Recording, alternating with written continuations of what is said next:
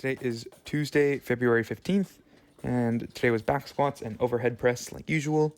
Went up 10 pounds on back squats from 285 last week to 295.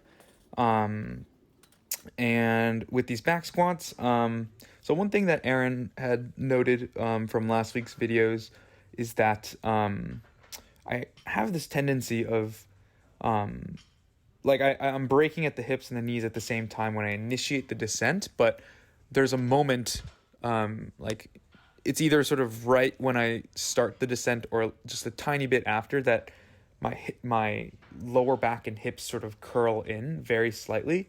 And maybe it's just because I'm working with a weight that's not able to affect it non-negligibly enough. But it is happening, and if I sort of keep up that behavior or like that habit, I think surely like as the weights go up, it's going to cause more and more issues and just more pain. Just because the flexion of the lower back is precisely what was the cause of the injury and what aggravates the injury and what makes me feel the pain there.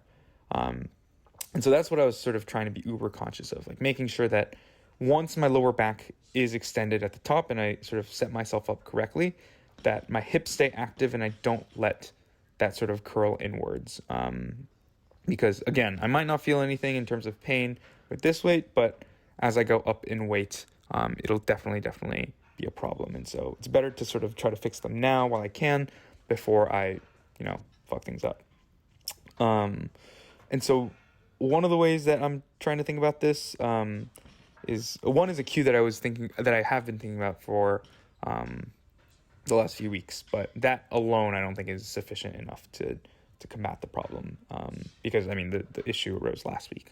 But one of the things is sort of making sure that I'm being uber conscious of keeping my knees out as I'm pushing up, because a lot of the time what happens is that my body sort of wants to default to a position where I have my quads directly under me, and so that sort of looks like my knees sort of curling inwards or caving inwards, and then my hips rising and a lot of the weight being distributed towards my lower back.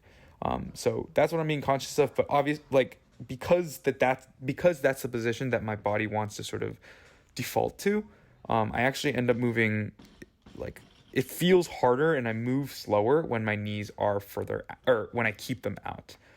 But I think despite me feeling like I could push harder and it'd be easier and it'd be faster with my knees more under me, caved in, I think this is definitely a position that gives me enough space in my hips for me to maintain lower back extension. So that's one thing. And then the other thing is that I've been conscious of this issue for a while, like sort of the way I'm very sort of knees forward in my back squat. And so I have in the past sort of tried to combat this by thinking about pushing my hips back.